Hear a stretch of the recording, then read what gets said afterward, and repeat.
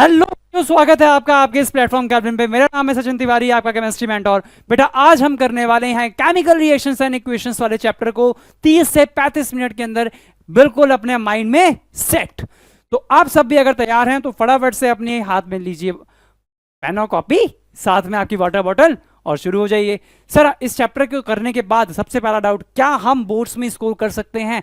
बिल्कुल बेटा, अगर आप शिद्दत से मेरे साथ बैठ करके इस पूरे चैप्टर को कंप्लीट रिवाइज करते हैं, मैंने इस चैप्टर के अंदर पूरी इंपॉर्टेंट थ्योरीज जो आपके बोर्ड्स में एज इट इज आएंगी, इस बात की मैं गारंटी दे रहा हूं कि वो आप करके आओगे अगर आपने इस लेक्चर को सिंसियरली अटेंड करा है। क्योंकि भाई इसमें जितना थ्योरी हो सकती थी, जितने कंसेप्ट हो सकते थे, जितने पीवाईक्यूज हो सकते थे, वो सारे मैंने इसके अंदर इनरोल कर दिए हैं। सारा सेशन मैंने हैंड रिटन लगा है, खुद अपने हाथों से लिखा है। भाई ये पेन मेरे हाथ में ही आप लोग देख सकते थे, तो मैंने पूरा सेशन खुद लिखा है और इसको कंप्लीट करा है। तो आप साथ में बस आपको क्या करना है सर, शांति से बैठना है, इस पूरी लेक्चर को अटेंड करना है। अगर आप पॉसिबल है, टाइम है आपके पास, अभी एग्जाम से 1-2 दिन पहले आप इसे साथ साथ लिख सकते हैं। अगर टाइम नहीं है तो आप इसकी फ्री पीडीएफ हमारे कैल्विन ऐप पे जाके अवेलेबल कर सकते हैं। तो आप इसकी फ्री पीडीएफ हमारे कैल्विन ऐप पे अवेलेबल कर सकते हैं और आपके लिए बहुत ही हेल्पफुल रहेगा। तो भाई इसी के साथ में शुरू करते हैं, क्योंकि समय कम है और माल बहुत ज्यादा है। आइए शुरू करें। चलो शुरू करते हैं। तो भैया हमें चैप्टर हमारा पढ़ा था केमिकल रिएक्शन इक्वेशन। बेटा सारे नोट्स हैंड रिटन है, इनमें से कोई सा भी ऐसा नोट नहीं है जो भैया देखो क्या हो हम वैसे लिखा के आए। देखो हैंड रिटन है सारा, आ जाओ सर। चलिए शुरू करें अपने लेक्चर को। तो अपना लेक्चर शुरू करने के साथ में आते हैं हम केमिकल रिएक्शंस एंड इक्वेशन की तरफ। अब केमिकल रिएक्शंस एंड इक्वेशन के अंदर क्या पढ़ना है भाई? सर ये चैप्टर की शुरुआत जैसे होती है, सबसे पहले हम पढ़ते हैं मैटर के बारे में कि मैटर क्या होता है। भाई मैटर वो सारी वस्तुएं होती हैं। मैटर क्या होता है सर? वो सारी वस्तुएं होती हैं जिनके पास अपना कुछ मास है और थोड़ी सी जगह ऑक्यूपाई कर रही हैं। अपना कुछ मास है और थोड़ी सी जगह ऑक्यूपाई कर रही हैं। जैसे कि सर हमारे सामने जो एयर है, चेयर है, टेबल है, कुर्सी है, आसपास जो भी हमारे बड़ा है, हमारे आसपास जो भी बड़ा है, सब कुछ क्या है? मैटर। मैटर कुछ भी ऐसी वस्तु जिसका कुछ अपना वेट हो, कुछ अपना वजन हो और वो एक जगह ऑक्यूपाई कर रही हो, एक वॉल्यूम ऑक्यूपाई कर रही हो, उसको बोलते हैं मैटर। मैंने कहा अच्छी बात है सर। जब मैटर की आपने बात समझा दी, मतलब भाई समझने की कोशिश करो। मैटर क्या? कुछ भी जो भी आसपास दिख रहा है, सब कुछ जिसके अंदर मास है, जो थोड़ी जगह ऑक्यूपाई कर रही है, वो मैटर है। हाँ सर मैटर है। सर मैं इंसान मैटर हूँ? हाँ हम भी मैटर है बेटा, सब कुछ मैटर है। ठीक है सर मैटर है। सर मैटर के बाद बताओ आगे, मैटर में बेटा हो सकते हैं बदलाव। अगर इस मैटर में हो गए बदलाव, धीरे धीरे समय के साथ साथ इस मैटर में हो गए बदलाव, वो बदलाव होते हैं मुख्य रूप से 2 तरीके के। कैसे सर? एक होता है फिजिकल बदलाव, एक होता है केमिकल बदलाव। एक होता है सर फिजिकल बदलाव और एक होता है केमिकल रूप से बदलाव। सर अगर फिजिकल बदलाव हुआ, इसका मतलब क्या है बेटा? फिजिकल बदलाव का मतलब है हमने उसका साइज चेंज कर दिया, हमने उसकी शेप चेंज कर दी। सर एक ऐसा चेंज जिसके अंदर कोई नया सब्सटेंस नहीं बनाया सर, उसी का या तो हमने साइज चेंज कर दिया, या तो शेप चेंज कर दी, या उसी में कुछ चेंजेस लाए, बट उसकी केमिकल कंपोजिशन को बिल्कुल भी चेंज नहीं करा। अगर हमने सर केमिकल कंपोजिशन को चेंज नहीं करा तो वो जो बदलाव होगा वो कहलाएगा फिजिकल चेंज। और सर अगर हमने उसके चेंज के दौरान में उसकी केमिकल कंपोजिशन बदल दी, अगर हमने उसकी केमिकल कंपोजिशन बदल दी, तो इस तरीके का चेंज कहलाएगा भैया केमिकल चेंज। अगर सर हमने केमिकल कंपोजिशन बदली, मतलब उसके अंदर जो एटम्स प्रेजेंट थे उसके अंदर कोई नया मॉलिक्यूल ऐड हो गया, नया एटम ऐड हो गया, नया एलिमेंट ऐड हो गया, सर मतलब उसकी केमिकल कंपोजिशन बदल गई। लेकिन अगर सर उसकी केमिकल कंपोजिशन नहीं बदली, वो पहले जिस चीज का था अभी भी उसी चीज का है, तो ऐसा चेंज कहलाएगा फिजिकल चेंज। समझ में आई बात? बिल्कुल समझ में आई। देखो एक एग्जांपल देता हूं, फटाक समझ आएगा। सर पेपर होता है, हाँ बेटा पेपर होता है। सर पेपर भैया अगर पेपर को भाई साहब हम ऐसे फाड़ दें, पेपर को ऐसे फाड़ दें, पेपर को फाड़ने का पेपर का साइज चेंज हो गया, पेपर को फाड़ने का उसका साइज चेंज हो गया। लेकिन पेपर को जलाने के बाद, पेपर को जलाने के बाद क्या वो चीज रह जाती? नहीं सर। जब आपने पेपर फाड़ा तो पहले भी पेपर था, फटा हुआ भी अभी तक पेपर है, लेकिन सर जब आपने उसे जलाया वो बन गई राख। क्या राख पे आप लिख सकते हो? क्या राख का आप पेपर को कंपेयर कर सकते हो? नहीं सर, राख और पेपर का आपस में कंपेयर नहीं हो सकते सर। बहुत अच्छी बात है सर। सर मतलब आपने बताया कि ऐसे चेंजेस जिसमें वो रिवर्सिबल हो, क्या मैं फटे हुए पेपर के टुकड़ों को जोड़ करके वापस वो पेपर बना सकता हूं? हाँ सर बना सकता हूं। क्या मैं उस जले हुए पेपर को लेकर के वापस वो पेपर बना सकता हूं? नहीं सर। तो इसलिए बोल सकते हैं फिजिकल चेंजेस जो होते हैं वो रिवर्सिबल होते हैं, लेकिन केमिकल चेंजेस आपस में नेचर में रिवर्सिबल नहीं होते। सर इसी बात पे आपने देखा tearing of paper, breaking of glass, आपने से बता दिया। सर आपने बताया burning of paper and cooking of food. खाना जब बन गया, बनने के बाद उस आलू को बाहर निकालो और बोलो आलू तो पहले की तरह सख्त बन जा। क्या तुम ऐसा कर सकते हो? कभी नहीं कर सकते। अच्छी बात है सर, इसलिए हम थोड़ा सा आगे आते हैं। अब हम करेंगे भाई इस मैटर का क्लासिफिकेशन। अब हम आए अपनी एकदम डील के अंदर, हमने कहा मैटर को क्लासिफाई कर डालेंगे हम अलग अलग रूप से बेटा, क्योंकि इतना सारा मैटर हो गया, इतना सारा मैटर हो गया। अब इस मैटर को हमें पढ़ना है। अच्छा कोई ये तो नहीं समझ रहा ना मैटर वो है भैया पड़ोस वाली आंटी भाग गई, उनके साथ में, वही मैटर है। अरे भाई वो मैटर नहीं है, केमिस्ट्री पे आ जाओ सर। इसी बात पे आ गए हम क्लासिफिकेशन ऑफ मैटर के ऊपर। जब हम मैटर को सर क्लासीफाई कर रहे थे सर, जब हम मैटर को क्लासीफाई कर रहे थे तो हमने क्लासिफिकेशन ऑफ मैटर के दौरान बहुत सी चीजों के बारे में जानकारी प्राप्त करी। क्लासिफिकेशन ऑफ मैटर के दौरान हमने देखा सर फिजिकल क्लासिफिकेशन भी हो सकता था और केमिकल क्लासिफिकेशन भी हो सकता था। सर फिजिकल क्लासिफिकेशन ऐसा क्लासिफिकेशन होता है जिसके अंदर हम मैटर को मुख्य रूप से अपनी आंखों से देखने के आधार पर अलग अलग क्लासीफाई कर देते हैं सर, जैसे कि सॉलिड, लिक्विड, गैस। जैसे कि सॉलिड, लिक्विड और गैस। सर मुख्य रूप से हम मैटर को अपनी आंखों से देख रहे थे तो हमने 3 रूप में क्लासीफाई कर दिया, सॉलिड, लिक्विड और गैस। सर सॉलिड में पार्टिकल बिल्कुल आपस में पास पास एकदम चिपके हुए हैं, जैसे तुम चिपकना चाहते थे उनके साथ में पर मिल नहीं पाए। सर लिक्विड में आप पार्टिकल थोड़ा सा दूर दूर होते हैं, जैसे थोड़ा दूर दूर, और गैस में पार्टिकल से बहुत ज्यादा दूर दूर होता करते हैं। ठीक है सर, अच्छी बात है, समझ में आया, सबको समझ में आया? हाँ सर। सर सॉलिड में पार्टिकल बहुत ज्यादा पास पास पास पास पास, लिक्विड में पार्टिकल थोड़ा सा दूर और गैस में पार्टिकल बहुत दूर। सॉलिड, लिक्विड, गैस में इस तरीके का क्लासिफिकेशन होता है। हमने कहा बहुत अच्छी बात है सर। सर इसका आपने आया केमिकल क्लासिफिकेशन के ऊपर, तो आपने कहा प्योर सब्सटेंस और मिक्सचर। केमिकल क्लासिफिकेशन बेटा 2 तरीके का क्लासिफिकेशन होता है, एक होता है प्योर सब्सटेंस का, एक होता है मिक्सचर। सर मिक्सचर किसका क्या मतलब है? मिक्सचर माने बेटा बहुत सारी चीजों का आपस में मिश्रण। मिक्सचर का दूसरा ही नाम है मिश्रण। सर जब भी मिश्रण हुआ है तो मिश्रण इस तरीके से हो सकता है कि आप उसे बोल सकते हो होमोजेनियस मिक्सचर और एक बोल सकते हो आप हेटेरोजेनियस मिक्सचर। होमोजेनियस मिक्सचर क्या होता है सर? होमोजेनियस मिक्सचर क्या होता है बेटा? होमोजेनियस मिक्सचर मतलब सर आपने जब चीजों को आपस में मिलाया, आपने जिन चीजों को आपस में मिलाया, उन चीजों को मिलाने के बाद जो आपका फाइनल प्रोडक्ट बनके तैयार हुआ। फॉर एग्जांपल मान लो मैंने जब चीजों को मिलाया, मैंने चीनी और पानी को लिया, आपस में घोल दिया और पिया, जो स्वाद सर मुझे पहले वाले घुट में आया,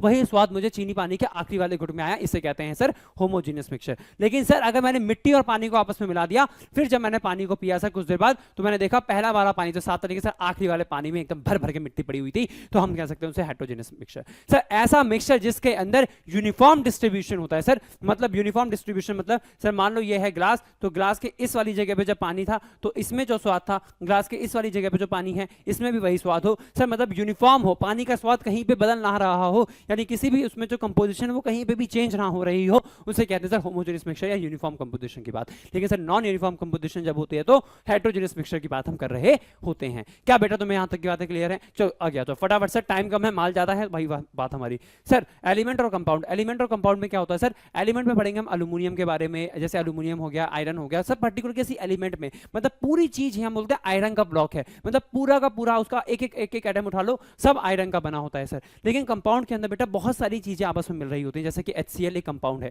HCl एक कंपाउंड है, HCl एक कंपाउंड हो गया, H2SO4 एक कंपाउंड हो गया सर, बहुत सारे एटम के मिलने से एक कंपाउंड बनके तैयार होता है सर। अच्छी बात है, मॉलिक्यूल कंपाउंड हमें, एलिमेंट मॉलिक्यूल समझ में आया, या एलिमेंट और कंपाउंड हमें समझ में आ गए सर। अगर सिंगल की बात होती है तो एलिमेंट हो जाएगा पर्टिकुलर, और अगर बहुत सारे एलिमेंट आपस में मिलकर के बनाते हैं सर कंपाउंड। अच्छी बात है, क्या सबको वाली साइड क्लियर है? बिल्कुल क्लियर है, फटाफट से आगे आते हैं।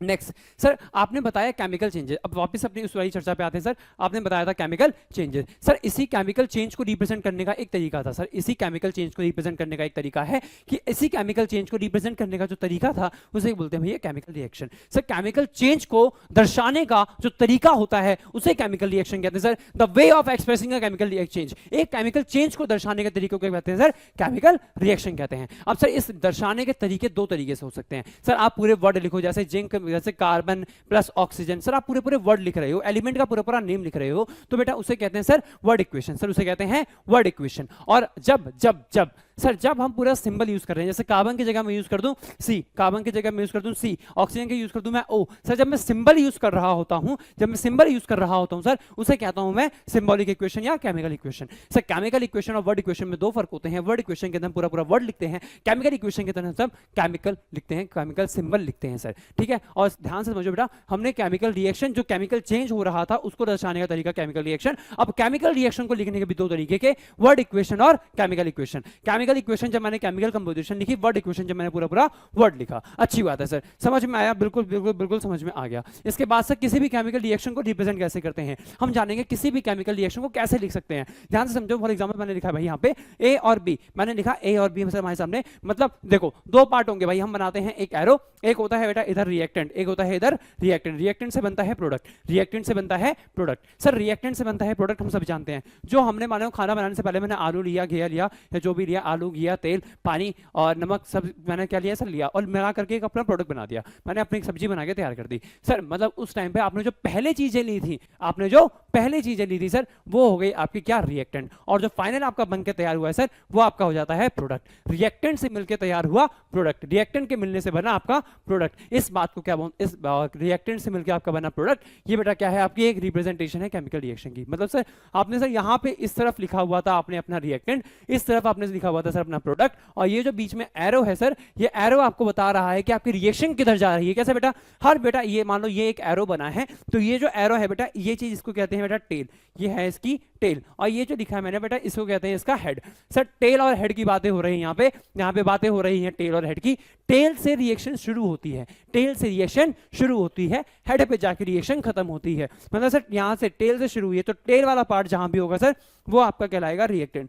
टेल वाला पार्ट आपका हमेशा सर कहलाएगा रिएक्टेंट, और हेड वाले पार्ट की तरफ आपका प्रेजेंट होगा प्रोडक्ट। सो ये हमारे प्रोडक्ट है, ये हमारा रिएक्टेंट है, ठीक है सर। सर ये ब्रैकेट में क्या लिखा हुआ है, ब्रैकेट में लिखा है बेटा मैंने जो रिएक्टेंट प्रेजेंट है उसकी सॉलिड स्टेट है या फिजिकल, उसकी मतलब फिजिकल स्टेट क्या बताया, सॉलिड लिक्विड गैस, उसकी फिजिकल स्टेट क्या है। हमारा जो रिएक्टेंट प्रेजेंट है उसकी फिजिकल स्टेट क्या है, वो सॉलिड में है, वो लिक्विड में है, वो गैस में है, या वो पानी के अंदर डिसॉल्व होता है यानी एक्वस फॉर्म में है। सर उसके बारे में आप यहाँ पे बता रहे होगे, मैंने कहा अच्छी बात है। डायरेक्शन ऑफ रिएक्शन हम इस एरो से बता सकते हैं। क्या सभी को यहां तक की बातें तुम्हें अगर फटाफट से क्लियर हुई हैं तो आगे देखो। सर हमने देखा केमिकल रिएक्शन के बारे में, अब हम देखेंगे इसके बारे में सर केमिकल रिएक्शन के बारे में हम डील करेंगे। सर केमिकल रिएक्शन जो आपने बताई ये हो सकती है हमारे सामने 4 तरीके की। कैसी हो सकती है सर, 4 तरीके की हो सकती है सर। एक हो सकती है हमारे सामने कॉम्बिनेशन रिएक्शन, दूसरा डीकम्पोजिशन, डिस्प्लेसमेंट और डबल डिस्प्लेसमेंट। सर 4 तरीके की केमिकल रिएक्शन हो सकती है। कॉम्बिनेशन रिएक्शन, आपस में लोग आके मिल गए सर, 2 लोग आपस में अलग अलग बैठे हुए थे, आए और मिलकर के एक इंसान बन गए सर। 2 लोग अलग अलग आपस में बैठे हुए थे गुस्से में और आपस में मिल करके एक लोग बन गए सर, इसे कहते हैं कॉम्बिनेशन रिएक्शन। सर एक मॉलिक्यूल था, ये टूट करके छोटे छोटे मॉलिक्यूल्स में ब्रेक हो गया सर, ऐसी रिएक्शन होती है डीकंपोजिशन रिएक्शन। डिस्प्लेसमेंट क्या होता है सर, 2 लोगों का पहले से आपस में बॉन्ड बना हुआ था, एक मोर रिएक्टिव मेटल आया, इसके आने से हमारे सामने जो लेस रिएक्टिव था वो हमारे सामने बाहर निकल गया सर। इस तरीके की रिएक्शन हमारे सामने होगी डिस्प्लेसमेंट। और सर 2 लोग आपस में ऐसे बैठे हुए थे सर, 2 लोग आपस में बैठे हुए थे और उसने कहा कि भाई तू अलग मैं अलग, और ये 2 लोग अलग अलग आपस में मिल गए और जो नहीं थे एक जैसे वो अलग हो गए। सर मतलब क्या हुआ समझाने का, आपने ये डब्बे डब्बे अलग से क्यों बनाए। देखो यहाँ पे बेटा 2 लोग मिलकर के एक लोग बना रहे हैं, यहाँ पे 2 लोग मिलकर के एक लोग बना रहे हैं, यहाँ पे एक मॉलिक्यूल बहुत सारे मॉलिक्यूल्स में टूट रहा है सर। यहाँ पे एक रिएक्टिव एलिमेंट है, एक रिएक्टिव एलिमेंट है। एक फटाफट से तुम्हें इसकी बहुत अच्छी खासी फील देता हूँ, तुम्हें समझ में आ जाएगा भाई। समय कम है, माल ज्यादा है, लेकिन उसके बाद में मैं तुम्हारे लिए फील लेके आया था बेटा। आ जाओ आ जाओ आ जाओ आ जाओ आ जाओ आ जाओ आ जाओ आ जाओ। देखो सर यहाँ पे आपने बताया कि हमारे सामने 2 लोग थे, शादी से पहले ये दोनों लोग बिल्कुल अलग अलग थे। ये कहने भाई मेरा जीवन अलग बीत रहा है, ये कह रही मेरा जीवन अलग बीत रहा है, दोनों ने मिल गए।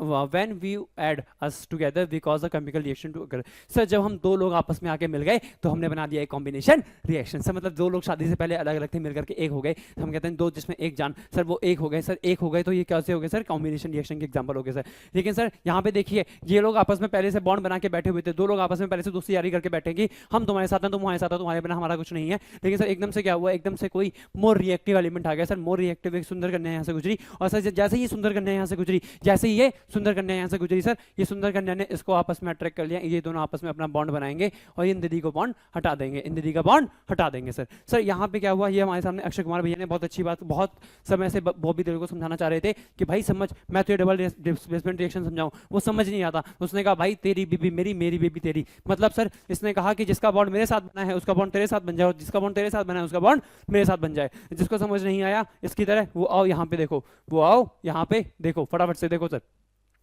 Combination reaction. Sir combination reaction मतलब ऐसी रिएक्शन जिसके अंदर 2 मॉलिक्यूल आपस में आए साथ में और मिलकर एक मॉलिक्यूल बन गए सर। जैसे कि H2 और O2 आपस में आए, मिलकर के बना दिया इन्होंने पानी। H2O2 आपस में आए, मिलकर के बना दिया सर पानी। पानी होता है लिक्विड फॉर्म में, O2 होता है बेटा गैस फॉर्म में, और सर H2 भी होता है हमारा गैस की फॉर्म में। क्या सबको बात क्लियर है? हाँ सर मिल गई। सर क्विक लाइम, ये बेटा बहुत बहुत बहुत बहुत इंपॉर्टेंट क्वेश्चन है, बेशरम सवालों की एकदम छड़ी लग जाती है यहाँ पे आके। सर CaO जो क्विक लाइम होता है सर, क्विक लाइम पानी के साथ में मिलेगा, क्विक लाइम सर पानी में मिलेगा। जब घर में डिस्टेंपर बेटा घोलते थे पहले घर में जब पेंटिंग होती थी, पापा से पूछना जिस टाइम पर घोलते थे तो क्विक लाइम को पानी में मिलाते थे तो कैल्शियम हाइड्रोक्साइड बनता था, क्विक लाइम को पानी में मिलाते थे तो कैल्शियम हाइड्रोक्साइड बनता था। सर ये वाली रिएक्शन बहुत बहुत बहुत बहुत ज्यादा गर्म होती है सर, बहुत ज्यादा गर्म होती है रिएक्शन, इतनी इसमें से हीट निकलती है कि बेटा अगर तुम डायरेक्ट करोगे तुम्हारा पूरा मुंह जल जाएगा, तुम्हारा पूरा मुंह जल जाएगा। सर इसी बात में बोलते हैं क्विक लाइम को जब पानी में मिलाते बनता है स्लेक लाइम। और स्लेक लाइम क्या होता है सर, स्लेक लाइम जो बनता है sir it is highly exothermic. Sir यहाँ पे बहुत हाईली एक्सोथर्मिक रिएक्शन होती है, इसे कहते हैं स्लेक लाइम और इसे कहते हैं क्विक लाइम। तुम्हें पता होना चाहिए स्लेक लाइम कैसे कहते हैं, क्विक लाइम कैसे कहते हैं, एग्जाम में क्वेश्चन आएगा आएगा आएगा आएगा, लिखा भी आएगा,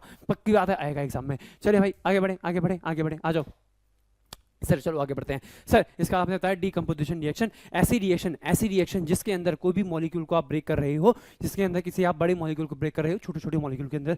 सर जैसे केमिकल रिएक्शन में single reactant is broken into the more than one product. Sir एक सिंगल रिएक्टेंट को आपने बहुत सारी प्रोडक्ट में तोड़ दिया, इस रिएक्शन को कहते हैं हम डीकंपोजिशन रिएक्शन। सर ये हो सकता है थर्मल डीकंपोजिशन, इलेक्ट्रोलाइटिक डीकंपोजिशन या फोटोलाइटिक डीकंपोजिशन। सर आपने तोड़ने का तरीका क्या लिया, आपने ब्रेकअप करा दिया, आपने एक इंसान का ब्रेकअप करा दिया तो दोनों लोग अलग अलग हुए सर, लेकिन अब ब्रेकअप आपने किस माध्यम से कराया, क्या आपने वो ब्रेकअप बिजली देकर कराया, क्या आपने वो ब्रेकअप पानी देकर कराया, क्या आपने वो ब्रेकअप सनलाइट देकर कराया। सर उसी के आधार पे सर अगर आपने वो ब्रेकअप एकदम गर्मा गर्म तड़पती हुई गर्मी देकर कराया सर, हीट देकर कराया तो सर थर्मल डीकंपोजिशन। सर अगर आपने गर्मा गर्म हीट देकर कराया सर थर्मल डीकंपोजिशन, जैसे कि CaCO3 CO2 बस CO2। क्या सबको ये वाली बात समझ में आई बेटा, क्या सबको ये वाली बात समझ में आई, क्या सबको ये वाली बात समझ में आई, बहुत अच्छी बात है सर। अगर इलेक्ट्रोलाइटिक डीकंपोजिशन कराया सर, इलेक्ट्रोलाइटिक डीकंपोजिशन मतलब क्या हुआ सर, आपने जब इलेक्ट्रोलाइटिक डीकंपोजिशन कराया है, आपने जब इलेक्ट्रोलाइटिक डीकंपोजिशन कराया है तो आपने क्या कराया भाई, इलेक्ट्रोलाइटिक डीकंपोजिशन के अंदर सर आपने पानी के अंदर इलेक्ट्रिसिटी पास करी हाइड्रोजन और O2 के अंदर, हाइड्रोजन और O2 के अंदर। देख भाई हमें पता है समय कम है, माल ज़्यादा है, जल्दी जल्दी करना है, स्पीड में करना है।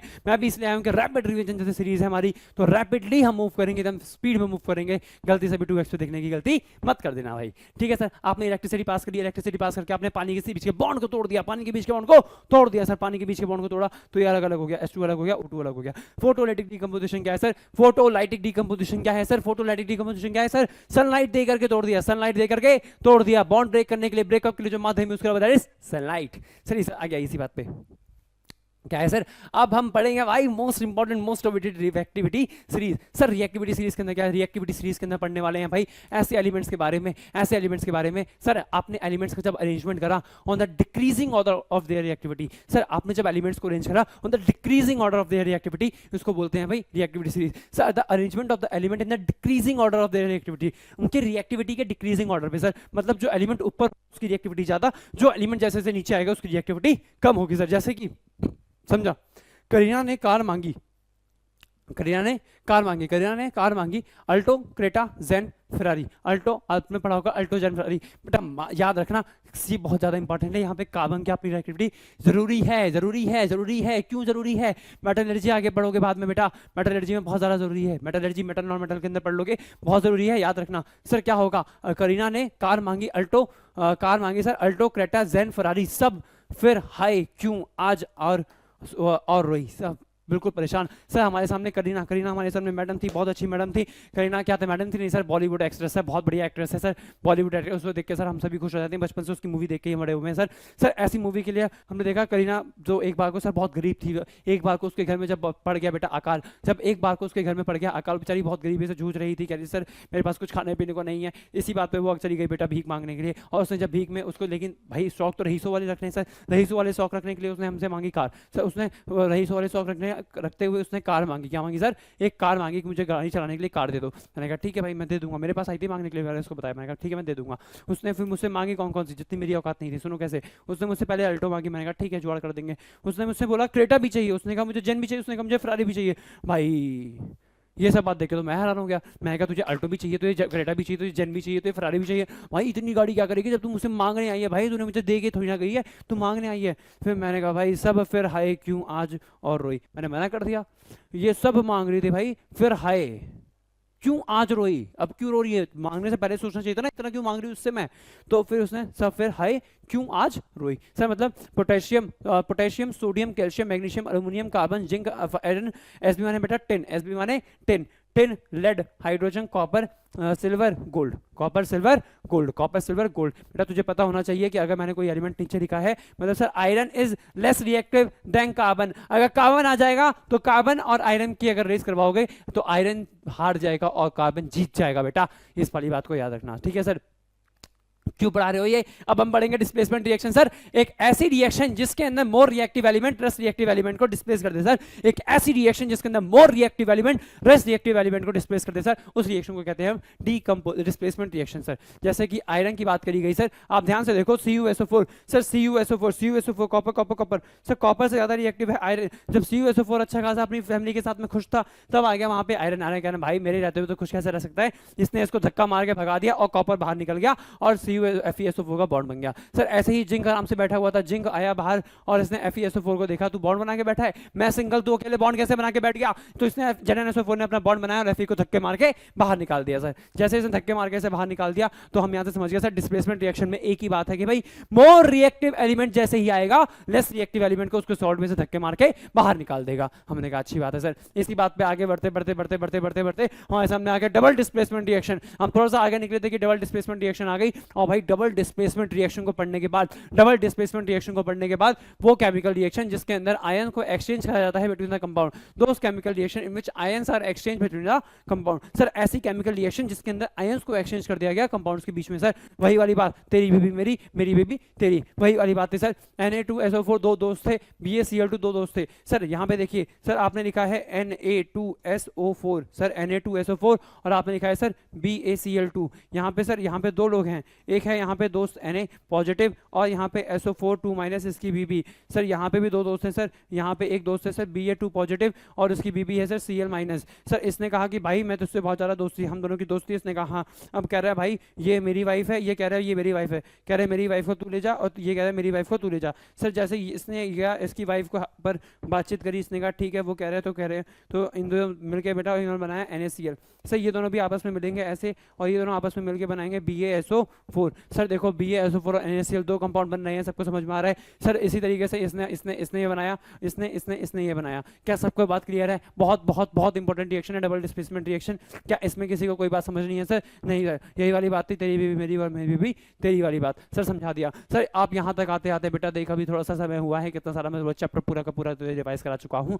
अगर तू इस बात को समझ ले भाई, ये नोट्स करके चला गया, गारंटी मेरी नोट्स से बाहर एक सवाल आ जाए एग्जाम में कुछ दे दे तो भाई पढ़ाना बंद कर दूंगा, गारंटी इस बात की। चलो आगे देखते हैं सर, जल्दी से आओ। रिडॉक्स रिएक्शन सर, ऐसी केमिकल रिएक्शन सर, ऐसी केमिकल रिएक्शन, एक ऐसी केमिकल रिएक्शन सर जिसके अंदर, एक ऐसी केमिकल रिएक्शन सर जिसके अंदर ऑक्सीडेशन भी हो रहा है, रिडक्शन भी हो रहा है, ऑक्सीडेशन भी हो रहा है, रिडक्शन भी हो रहा है सर। रिपीट अगेन, रिडक्शन भी हो रहा है और ऑक्सीडेशन भी हो रहा है सर, एक साथ हो रहा है sir. Those chemical reaction which oxidation as well as reduction occurs simultaneously, simultaneously मतलब एक साथ हो रहा है, साइमल्टेनियसली मतलब एक साथ हो रहा है सर। जैसे कि सर ऑक्सीडेशन का मतलब क्या होता है? ऑक्सीजन ऐड कर दिया। रिडक्शन का रिडक्शन का मतलब क्या है सर? ऑक्सीजन रिमूव कर दिया। ऑक्सीडेशन, ऑक्सीडेशन, ऑक्सीजन माने ओ, ऑक्सीडेशन में आया बेटा ओ को ऐड करेंगे, ऑक्सीडेशन में ओ को ऐड करेंगे, तो सबको पता है रिडक्शन में ओ को हटा देंगे सर। रिडक्शन मतलब ऑक्सीजन को हटा दिया, रिडक्शन मतलब ऑक्सीजन को हटा दिया सर। अगर कोई गया है तो कोई जीवन में आएगा भी तो सर, अगर कोई गया है तो कोई जीवन में आएगा सर। और जीवन का दुख समस्या तकलीफ दूर करने के लिए सबके पास बैठा था हाइड्रोजन। हाइड्रोजन ने कहा रिडक्शन के अंदर मैं आऊंगा, हाइड्रोजन ने कहा रिडक्शन के अंदर मैं आऊंगा सर। इसी बात पर हमने देखा ऑक्सीडेशन के अंदर आया, ऑक्सीडेशन के अंदर आया ऑक्सीजन, और रिडक्शन के अंदर आया हाइड्रोजन। इसे हमने देखा हाइड्रोजन आ गया, यहाँ पे ऑक्सीजन आ गया सर। यहाँ पे हाइड्रोजन सर हटेगा, यहाँ पे सर रिमूवल होगा हाइड्रोजन का। और सर इसी बात को दुख समस्या तकलीफ समझते हुए ऑक्सीजन ने कहा कि जब मैं आऊंगा तो मैं एक इलेक्ट्रॉन को हटा दूंगा, क्योंकि सर जैसे एक म्यान में दो तलवार नहीं रह सकती। Oxygen is a electronegative element, oxygen एक इलेक्ट्रोनेगेटिव एलिमेंट है सर, वो एक इलेक्ट्रोनेगेटिव एलिमेंट है, मतलब वो इलेक्ट्रॉन लेना बहुत ज्यादा पसंद करता है सर। इसी बात से वहां पे इलेक्ट्रॉन जो था, इलेक्ट्रॉन भी नेगेटिव है, ऑक्सीजन भी नेगेटिव था, इलेक्ट्रोनेगेटिव। दोनों ने कहा सर एक म्यान में दो तलवार नहीं रह सकती, तो इसने कहा हम तो ऑक्सीजन का हमेशा वेलकम करते हैं। ऑक्सीडेशन कहता है हम ऑक्सीजन का हमेशा वेलकम करते हैं सर, इसलिए यहाँ से लॉस ऑफ इलेक्ट्रॉन करा दिया सर। और यहाँ पे रिडक्शन हुआ है सर, रिडक्शन ने कहा कि हमारे पास एक भी तलवार के अंदर कुछ रहने के लिए है ही नहीं, तो इलेक्ट्रॉन ने कहा भाई मैं तुम्हारे पास आ जाऊंगा। तो जब भी सर गेन ऑफ इलेक्ट्रॉन होगा वो होगा हमारे सामने रिडक्शन, और सर जब भी लॉस ऑफ इलेक्ट्रॉन हो जाएगा वो हमारे सामने ऑक्सीडेशन हो जाएगा। क्या इसमें किसी को दुख समस्या तकलीफ? नहीं सर। हाँ सर समझ में आ गया सर। ध्यान से देखो MnO2 सर लिखा है, जब सर MnO2 लिखा है सर, यहाँ पे MnO2 में सर यहाँ पे क्या हुआ है, Mn से सर यहाँ पे ऑक्सीजन ऐड हुआ है सर, ऑक्सीजन ऐड हुआ है तो ऑक्सीडेशन हो गया सर। यहाँ पे देखो सर, यहाँ पे ऑक्सीजन हट गया, पहले यहाँ पे ऑक्सीजन था, अब यहाँ पे ऑक्सीजन हट गया सर। जैसे ही ऑक्सीजन हट जाएगा तो क्या हो जाएगा सर? वो हो जाएगा रिडक्शन हो जाएगा बेटा, रिडक्शन रिडक्शन रिडक्शन। ठीक है सर, अच्छी बात है सर, समझ आ रहा है सर। सर आप बता दो रिडॉक्स रिएक्शन के बारे में। रिडॉक्स रिएक्शन ऐसी केमिकल रिएक्शन सर जिसके अंदर ऑक्सीजन एक बार को हट रहा होगा और साथ साथ हाइड्रोजन जुड़ भी रहा होगा सर। ध्यान से देखो सर, CuO दे रहा है कॉपर। सर यहाँ पे ऑक्सीजन तो हट रहा है सर, ऑक्सीजन हट गया, ऑक्सीजन हट गया, लेकिन सर देखो यहाँ पे ऑक्सीजन यहाँ पे जुड़ भी तो रहा है सर, ऑक्सीजन यहाँ पे जुड़ भी रहा है सर, मतलब एक जगह ऑक्सीजन हट रहा है, एक जगह ऑक्सीजन जुड़ रहा है सर, एक जगह हो रहा है ऑक्सीडेशन, एक जगह हो रहा है रिडक्शन, और दोनों प्रोसेस एक साथ हो रहे हैं सर, इसलिए this reaction is known as redox reaction. Sir यहाँ पे ऑक्सीडेशन भी हो रहा है, यहाँ पे रिडक्शन भी हो रहा है, इसलिए इस रिएक्शन को रिडॉक्स रिएक्शन का दर्जा दिया गया है। हमने कहा अच्छी बात है सर। Fe3O4 में सर हाइड्रोजन जोड़ा, यहाँ पे ये बना। सर देखो यहाँ पे आपने ऑक्सीजन को रिमूव करा, मैंने कहा हाँ करा। सर यहाँ पे आपने ऑक्सीजन को ऐड कर दिया, ऑक्सीजन को रिमूव भी करा है, ऑक्सीजन को ऐड भी करा है, रिडक्शन भी हुआ है, ऑक्सीडेशन भी हुआ है, इसलिए रिडॉक्स रिएक्शन कहलाएगी। हमने कहा अच्छी बात है सर, आप इसी बात से आगे बढ़ते चले। सर जैसे जैसे ऑक्सीडेशन पढ़ रहे थे हमारी अंदर की जो जिज्ञासा थी बढ़ने लग गई। अब हम जानेंगे ऑक्सीडेशन के बेटा कुछ गंदे गंदे इफेक्ट, ऑक्सीडेशन के कुछ गंदे गंदे इफेक्ट। सर सबसे पहला गंदा इफेक्ट आता है ऑक्सीडेशन का हमारे खाने के ऊपर, ऑन आवर फूड। सर हमारे फूड के ऊपर इसका इफेक्ट आता है सर, हमारे फूड के ऊपर इसका इफेक्ट आता है, हमारे फूड के ऊपर इसका जो इफेक्ट आता है सर उसे कहते हैं रेंसिडिटी। रेंसिडिटी मतलब सर, रेंसिडिटी का मतलब सिंपल सा ये होता है कि हमारे सामने जो फूड है, हमारा फूड है उसका ऑक्सीडेशन हो गया है। सर आपने कई बार देखा होगा कि आप गए दुकान से चिप्स खरीद के आए, जब चिप्स खरीद के आए आपने थोड़ा सा खा लिया, आपने खरीद लिया भैया 25 रुपये वाला चिप्स, और आपसे एक बार में पूरा नहीं खाया क्या, अब तो ठीक है आपने थोड़ा छोड़ के पैसे पैक करके रख दिया। जब आप शाम को उठ के आप दोबारा उसे खाओगे ना 1-2 दिन बाद, आप देखोगे कि अब उससे जो खाने में वो मजा नहीं आ रहा सर, उसमें सीलन सी आ गई, हम कहते हैं उसमें कुछ सीलन सी आ गई है। अब ये जो सीलन सी आ गई सर, इस सीलन को क्या बोलते हैं सर, इसी सीलन का नाम है बेटा रेंसिडिटी, इसी सीलन का नाम है रेंसिडिटी। मतलब क्या होता है सर, ये एक नेचुरल प्रोसेस है, क्या है हम कराते हैं सर, नहीं ये नेचुरल प्रोसेस है, अपने आप होता है। That occurs when the fat and oil in the food oxidizes, which cause an unpleasant smell and taste। Sir मतलब एक ऐसा प्रोसेस है जिसके अंदर फैट एंड ऑयल जो होता है, जो खाने के अंदर सर फैट एंड ऑयल होता है बेटा, वो ऑक्सीडाइज हो जाता है। वो क्या होता है, ऑक्सीडाइज हो जाता है, सो दैट उसकी जो स्मेल होती है वो अनप्लीजेंट हो जाती है और उसका टेस्ट भी इतना अच्छा नहीं रह जाता। हमने कहा अच्छी बात है sir. Sir effect of oxidation बता दो सर, ऑक्सीडेशन का इफेक्ट किस पे होता है सर, मेटल्स के ऊपर देखें। अगर ऑक्सीडेशन का इफेक्ट आप मेटल के ऊपर देखोगे सर, मेटल के ऊपर इफेक्ट देखोगे सर, वहाँ पे जंग लग जाती है, मेटल के ऊपर जंग लग जाती है। जैसे कि आयरन का एक ब्लॉक था, अगर वो ऑक्सीडाइज हो जाएगा सर उसके ऊपर लग जाएगी जंग। सर तो एक नेचुरल प्रोसेस है जिसके द्वारा अगर किसी ग्रेजुअल डिग्रेडेशन, डिटोरिएशन मतलब सर खराब होना, डिटोरिएशन मतलब धीरे धीरे सड़ जाना, deterioration of the material usually metal, अक्सर मेटल के ऊपर सर नेचुरल प्रोसेस है जिसके दौरान एक मटेरियल का डिटोरिएशन होता है, बेसिकली मेटल का, by which a chemical reaction with their environment. Sir जब केमिकल रिएक्शन होता है वो मेटल जो होता है सर वो केमिकली रिएक्ट कर जाता है अपने एनवायरनमेंट के साथ में। मतलब सर भाई समझो भाई वो मेटल जो है वो एनवायरनमेंट में प्रेजेंट चीजों से रिएक्ट कर रहा है, एनवायरनमेंट में एसिड प्रेजेंट है, बेस प्रेजेंट है, अल्कली प्रेजेंट है, सब कुछ प्रेजेंट है भाई, वो एनवायरनमेंट के साथ में रिएक्ट कर जा रहा है सर। इस तरीके के रिएक्शन को कहते हैं सर, किसके बारे में, कोरोजन कहते हैं, हम इसको कहते हैं कोरोजन। सर कोरोजन के कुछ अच्छे से एग्जांपल बता दो फटाफट से। भाई घर में जो मम्मी चांदी की पायल पहनती है, वो चांदी की पायल कुछ दिन में काली पड़ जाती है, वो चांदी की पायल कुछ दिन में काली पड़ जाती है, मम्मी उसे साफ कर रही होती है, मम्मी से पूछा ऐसा क्यों करती हैं, क्योंकि मम्मी कहती है यहाँ का पानी खराब है। बेटा मम्मी समझदार है, क्योंकि silver tarnishes and turns black when it reacts with the sulphur compound in the air such as hydrogen sulphide. बेटा हमारी हवा के अंदर है, यहाँ की जो दिल्ली की हवा है बेटा, दिल्ली के अंदर तो बहुत ज्यादा होता है ये, दिल्ली की जो हवा है बेटा इसके अंदर पाया जाता है हाइड्रोजन सल्फाइड। क्या पाया जाता है बेटा, हाइड्रोजन सल्फाइड। अब ये हाइड्रोजन सल्फाइड जब सिल्वर से रिएक्ट करता है सर, जब हाइड्रोजन सल्फाइड सिल्वर से रिएक्ट करता है तो ये बनाता है silver sulphide plus hydrogen gas को बाहर रिलीज कर देता है। सर ये जो सिल्वर सल्फाइड बनाया सर, ये थोड़ा सा आपका ब्लैक कलर का दिखता है सर, और आपकी जो चांदी की पायल है मम्मी की, इसकी वजह से वो ब्लैक हो जाती है सर, इसी वजह से वो ब्लैक हो जाती है सर। अच्छी बात है सर, हमने समझ लिया सर, आज हमें इसका रीजन पता चल गया, आज हम मम्मी को जाके बताएंगे। दूसरी बात होती है सर रस्टिंग ऑफ आयरन, जो लोहे में जंग लग गई। मैं तो हमेशा से कहता था भाई जंग लगना बहुत बुरी बात है, मतलब इंसान काम के थे लेकिन अब इश्क ने बर्बाद कर दिया। मतलब क्या है सर, एक ऐसा chemical change that happens when the iron is exposed to moist air. Sir जब आयरन को मॉइस्ट एयर के प्रेजेंस में, एसिड के प्रेजेंस में, बेस के प्रेजेंस में, अल्कली के प्रेजेंस में, आप किसी भी प्रेजेंस में ऐसे छोड़ दोगे, when which results in the formation of reddish brown iron की ऑक्साइड। सर आयरन की एक ऑक्साइड बनेगी सर, आयरन रिएक्ट कर रहा है ऑक्सीजन और पानी के साथ में, जो कि आयरन ऑक्साइड फॉर्म कर रहा है हाइड्रेटेड, मतलब सर उसमें आयरन के साथ में पानी प्रेजेंट है। जो आयरन का नॉर्मल कलर था अब वो थोड़ा सा लाल लाल से उस पर जंग लग जाती है और आयरन कहते हैं बेटा वो वीक हो गया है, कोरोजन इसको वीक कर देता है। ठीक है sir, appearance of green colour in the copper. So copper के जो बर्तन होते हैं कुछ समय ग्रीन हो जाते हैं, इसका रीजन क्या है sir, copper turns green when it is exposed to oxygen and moisture over the time through a chemical reaction called oxidation. ठीक है सर, कॉपर को जब कुछ समय छोड़ दिया जाता है सर, कॉपर कुछ समय बाद इसमें कन्वर्ट होता है कॉपर ऑक्साइड में, फिर कॉपर ऑक्साइड फर्दर रिएक्ट करके कॉपर ऑक्साइड बनाती है सर। ठीक है sir, cubic oxide copper oxide form होते हैं सर, जिसकी वजह से हम कॉपर का चेंजिंग कलर देख पाते हैं, जिसकी वजह से हम कॉपर का क्या देख पाते हैं सर, ये ग्रीन कलर का स्ट्रक्चर होता है सर, ये ग्रीन कलर का कंपाउंड होता है CuO, जो हम कॉपर का देख पाते हैं। धीरे धीरे इसका कलर चेंज होता है sir, appearance of green colour in the copper. जो कॉपर का पहले कैसा कलर था सर, पहले तो इसका कलर जो गोल्डन सा कलर था इसका एक, अब वो कलर किसमें कन्वर्ट हो जाता है सर, वो कलर कन्वर्ट हो जाता है ग्रीन के अंदर। अच्छी बात है सर, समझ आया सर। इस करोजन को रोका कैसे जा सकता है सर, हम अपने मटेरियल्स को कैसे बचाएं सर से? सर बेटा सबसे पहला तरीका होता है गैल्वेनाइजेशन। सबसे पहला तरीका किसी चीज का होता है बेटा गैल्वेनाइजेशन। गैल्वेनाइजेशन क्या होता है सर? गैल्वेनाइजेशन मतलब होता है sir, galvanized material is coated with the thin layer of zinc to protect it against the coast. Sir आपने किसी भी मेटल को, अपने किसी भी मेटल को आपको अगर जंग लगने से बचाना है, आपको किसी मेटल को खराब होने से बचाना है, कोरोड होने से बचाना है, या उसके डिटोरिएशन से उसे रोकना है सर, आप उस मेटल के ऊपर क्या करिए, आप उस मेटल के ऊपर जिंक की एक पतली सी ऐसी लेयर पोत दीजिए। मैं बताऊं किस तरीके से, ध्यान से देखो, ध्यान से समझना सभी, सब्जी समझेंगे, सब्जी समझेंगे कि हमारे सामने जिंक की कोट रहेगा, हमने जिंक की जैसे कोटिंग ऐसे कर दी सर, ऐसे ही आपका मेटल रखा था, आप उसके ऊपर ऐसे जिंक लगा दीजिए, आप ऐसे पेंटर बन जाइए और अपने मेटल के ऊपर ऐसे जिंक की एक लेयर कोट कर दीजिए। क्योंकि सर आपने देखा जिंक कितना ज्यादा रिएक्टिव है, आपने देखा कि जिंक कितना ज्यादा रिएक्टिव है सर। जैसे आपने यहाँ पे कोटिंग करी है, सेम इसी तरीके से कोटिंग हमें किसके ऊपर करनी है, सेम इसी तरीके से कोटिंग हमें अपने मेटल के ऊपर करनी है। और मेटल के ऊपर इस तरीके से कोटिंग करते ही सर क्या होगा, मेटल के ऊपर इस तरीके से कोटिंग करते ही सर क्या होगा, मेटल के ऊपर इस तरीके से कोटिंग करते ही सर क्या होगा, क्या होगा, क्या होगा भाई, वो मेटल क्या होगा हमारा, बच जाएगा, वो मेटल हमारा बच जाएगा। ठीक है सर, अच्छी बात है। Galvanized metal is coated with a thin layer of zinc to protect it against the corrosion। वो उसको corrosion के अगेंस्ट प्रोटेक्ट करता है भाई।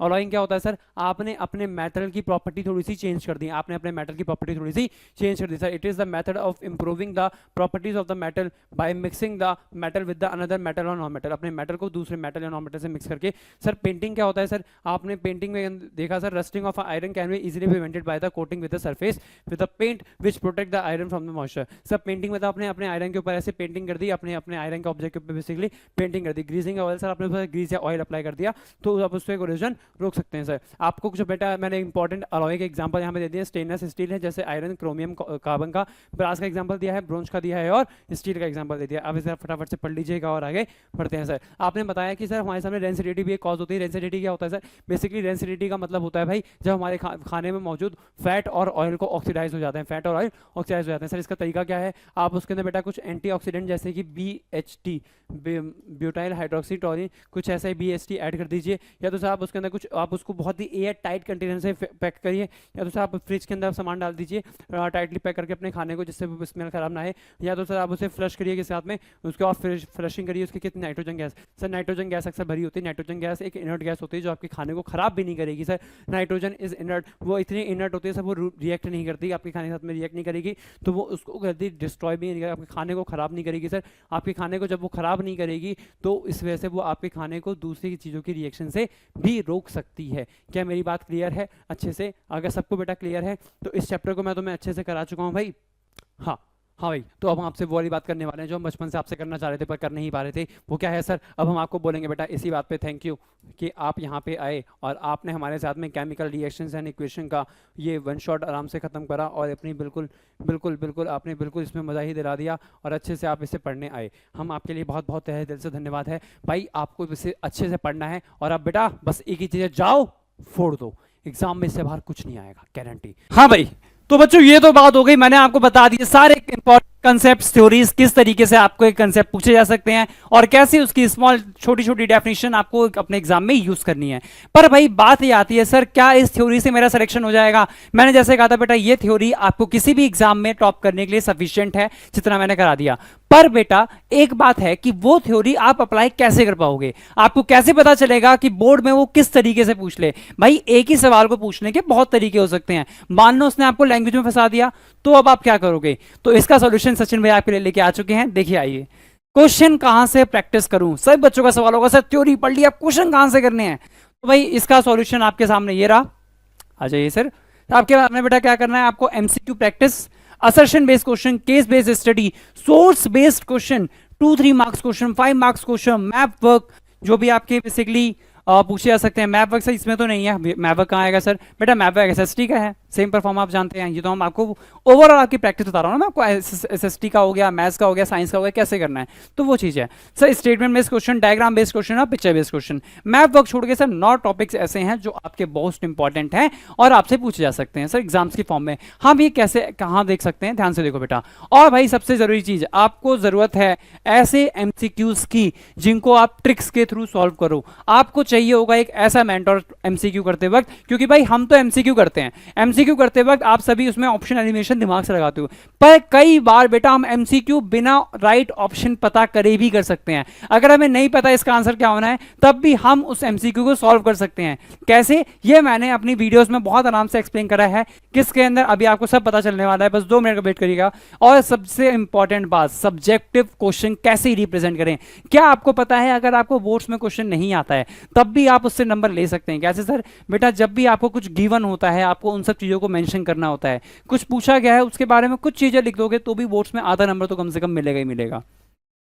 ठीक है, तो आप लोग इसकी बेटा कंप्लीट प्रैक्टिस कर सकते हो। मैथ्स का क्वेश्चन बैंक, साइंस का क्वेश्चन बैंक, सोशल साइंस का क्वेश्चन बैंक और हमारा 3 in 1 question bank, 3 in 1 for Hindi medium, English medium हमारे पास टोटल अवेलेबल है। आप कैल्विन का क्वेश्चन बैंक ले सकते हो। सिंपल सा क्वेश्चन है सर, कैल्विन का क्वेश्चन बैंक क्यों लें, क्यों, बहुत सारी मार्केट्स में बुक हैं, हम उनको ले सकते हैं। भाई सिंपल सा लॉजिक ये बताऊं कि मार्केट्स में बुक्स अवेलेबल है 1500 2000 सब महंगी महंगी बुक्स हैं। आप उनको लोगे, आपको पता है 1 साल बाद उसका कोई यूज नहीं आना। डिजिटल फॉर्मेट में क्योंकि इस वक्त सभी के पास ये फैसिलिटी अवेलेबल हो चुकी है कि सबके पास फोन अवेलेबल है, तो कैल्विन आपको दे रहा है सबसे सस्ता क्वेश्चन बैंक। सस्ता नहीं, सबसे कम रेट पर, क्योंकि सस्ता बोलने से कोई भी चीज की वैल्यू कम हो जाती है। सस्ता नहीं है भाई, क्योंकि ये मांगता है आपसे आपका डेडिकेशन। क्या आप फोन में बैठ के उस क्वेश्चन को सॉल्व कर सकते हो? अगर हाँ, तो ये आपको बहुत ही कम दामों पर दिया जा रहा है, तो आप इस चीज को बेटा ग्रैब कर सकते हैं। और इसके बाद जो मैंने आपको फीचर्स बताए कि आपके स्टेटमेंट बेस्ड क्वेश्चन है, डायग्राम बेस्ड क्वेश्चन है, एमसीक्यू बेस्ड क्वेश्चन है, वो सारी चीजें इसके अंदर मिलती हैं। और मोस्ट इंपॉर्टेंट थिंग, अगर आप किसी क्वेश्चन में इस प्रैक्टिस के बाद भी फंस जाते हो, हालांकि आप फंसोगे नहीं, थोड़ी मैंने आपको करा दी, पर अगर आप फंस जाते हो तो कैल्विन आपको दे रहा है इसी का वीडियो सॉल्यूशन, और आप उस वीडियो सॉल्यूशन को देख करके आगे फर्दर प्रोसीड कर सकते हैं। तब तक के लिए मस्त रहिए, तब तक के लिए चलते रहिए, मस्त रहिए, पढ़िए और जिंदगी जिए। बाय बेटा। हाँ यार, और क्या है, अरे चल, हिंदी मीडियम इंग्लिश मीडियम बोल दिया, बहुत है।